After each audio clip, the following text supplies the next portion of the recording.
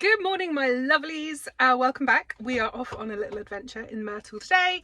We are going to visit a local campsite, excuse me, that's run by a friend of a friend.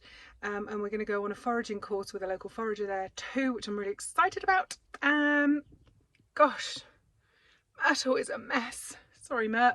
It's quite early. Literally everything's just got thrown into the van this morning. There's nothing put away at all. So yeah, I guess let's hit the road and we'll see you there. So today we're at the Copperpot campsite, which is very rural. The nearest town I think is Callington, which is on the border between Cornwall and Devon. It's run by James, a handsome kilt-wearing Scotsman. And this is Joanna, the professional forager, who in the short time I've known her has become a really good friend. Now, unfortunately, I didn't realise how windy it was going to be, and obviously I'm a little bit rusty on my video skills, so I forgot to bring a mic, and a lot of these clips have got quite a lot of wind noise on them, so it's going to be a really choppy video. I'm so sorry, between me doing a voiceover and hopefully I can get enough of Joanna's voice explaining plants and stuff, just to give you a taster of what it's like going out with her specifically, but also if it's worth your time and money to find a local forager in your area and to go out with them. Even if you're pretty good at foraging, I would say it's definitely worth finding someone to go out on a walk with. Even if you end up seeing all the plants that you're used to using and picking and have in your environment, there's always going to be something more to learn about those plants themselves, but also there will be more plants for you to learn, I'm sure.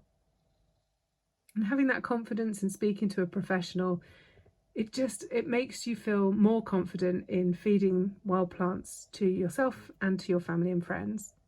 And also it's just a really nice time spending time in the great outdoors with like-minded people. It's a really nice way to spend a day.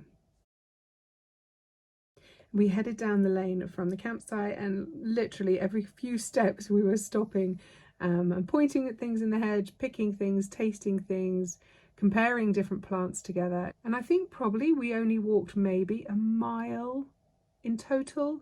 Perhaps it was a little bit more. It took us quite a long time though, because we kept stopping. It was just so fun. And it's such a beautiful part of Cornwall. This is not the tourist area of Cornwall, I would say. This is quite a secret little place that I highly recommend you checking out. It's very herby for me, so you can try some of them today. We can pick and make our own tea later on. It doesn't cook very well because once you cook it, it just wilts, it disappears. So I always enjoy it fresh. And they're so beautiful. If you find a bigger leaf, you can just use it as like a little bowl and put some fillings in here and have a little starter, so people can enjoy some small appetizers in this way. These are just here, and the characteristic is it's like a heart shape. You've got a very distinctive like vein system around it, and they're very characteristic in taste as well. So I would encourage you to have a little nibble if you would like to. And it's in here. It's called Jack by the Hedge or garlic mustard. Yeah.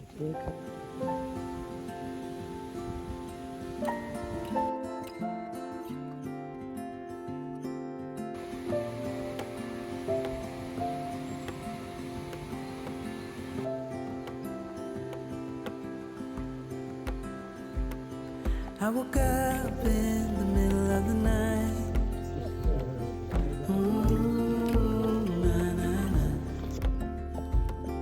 And I wondered how you're always right. It gets me. I couldn't see what you saw in me.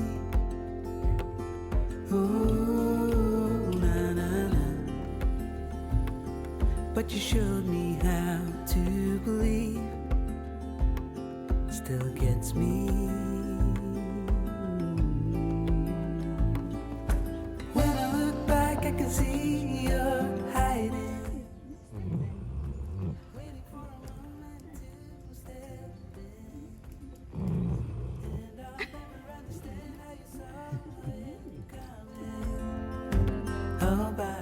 this is nettle gnocchi, That's correct. Yeah. Gnocchi. and Wild wild garlic. garlic pesto, and a wild salad.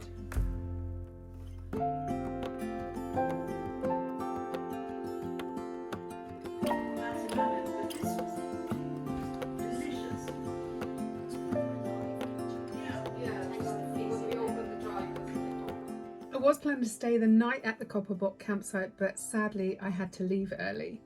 As I was driving down the lane, this cool dude saw me off the premises. I swear this was the Loch Ness Monster on holiday. Now, the foraging trip was amazing, but because of the dodgy audio, I didn't have enough footage to create an interesting enough video to share with you all. However, like I said, Joanna and I stayed in touch, and much more recently we met up in town to go fishing together. So this video now has a part 2, and it comes with a very interesting story about a very interesting project called the Wild Biome Project. I hope you enjoy part 2. When I look back, I can see you're hiding, waiting for a moment to step in. And I'll never understand how you saw it coming. Oh, but I will love you for it all. When I look back, I can see you're hiding, waiting for a moment to I step don't even remember, Johnny. I think it was before COVID, wasn't and it? I'll never understand how you saw it coming. Oh, but I will love you for it all. Yeah, I will love you for it all. So this is Joanna again and her friend Gemma. Now they're both professional foragers, and this spring they're both taking part in the Wild Biome Project. So this involves consuming nothing but wild food for between 1 and 3 months. Can you even get your head around that? That means no potatoes, no bread, no chocolate, not even any olive oil unless you live with an olive plantation. You can make your own olive oil, I guess. So this project was organised by Monica Wilde, who last year published a wonderful book called The Wilderness Cure, where she, on the spur of a moment, decided to survive only on wild and foraged foods for an entire year. And she lives in Scotland, and she started her adventure in November. I cannot even imagine how difficult that must have been. Anyway, it's an amazing read, this book, so I'll link to it below if you want to go and check it out. I got it on Audible, highly recommended. So the Wild Biome Project involves 26 foragers from across the UK and Ireland.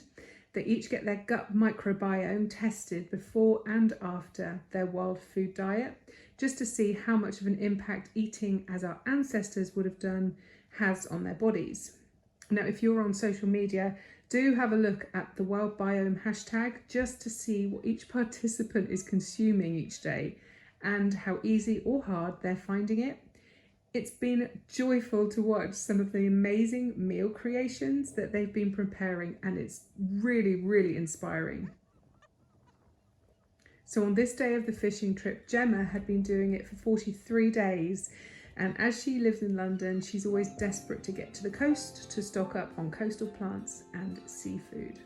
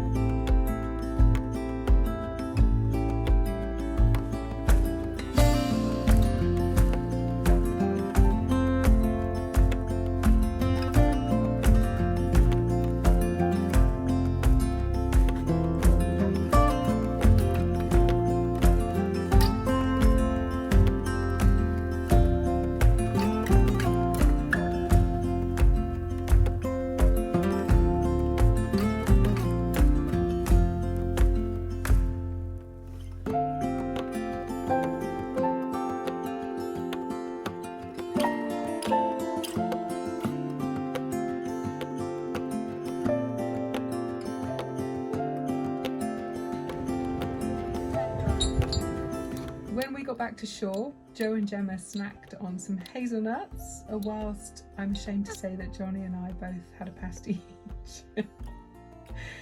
Then we headed back to the farm where they had free rein to pick, forage and dig up any wild plants they wanted, and they were out for a long time foraging.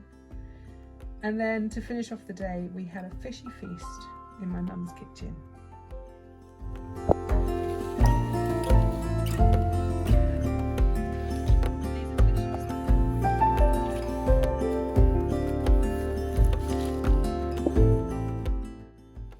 Thank you both of you. I've eaten so well. So it's so good Oh, down here. that's so so good. cool. It's so lovely. good. There's something about feeding people which is very nice. I really appreciate it. Thanks.